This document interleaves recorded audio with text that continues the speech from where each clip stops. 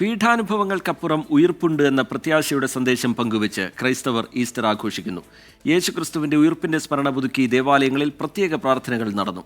ലഹരിക്കെതിരെ പോരാടണമെന്നും സൗഹാർദ്ദത്തിനായി പ്രവർത്തിക്കണമെന്നും ഈസ്റ്റർ ദിന സന്ദേശത്തിൽ മതമേലധ്യക്ഷന്മാർ ആഹ്വാനം ചെയ്തു.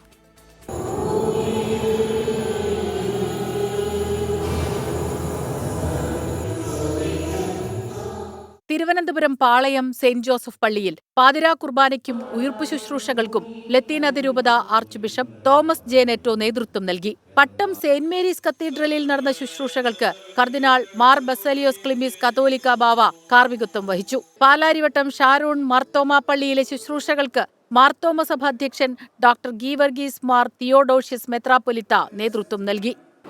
മദ്യവും മയക്കുമരുന്നും വളരെയധികം വർദ്ധിച്ചുകൊണ്ടിരിക്കുന്നതായിട്ടുള്ള അവസരത്തിൽ അരുത് എന്ന് പറയുവാനായിട്ട് മനസാക്ഷി സാധ്യമാക്കി തീർക്കുന്ന ജീവിതത്തിൽ മക്കളെ വളർത്തിക്കൊണ്ടുവരണം.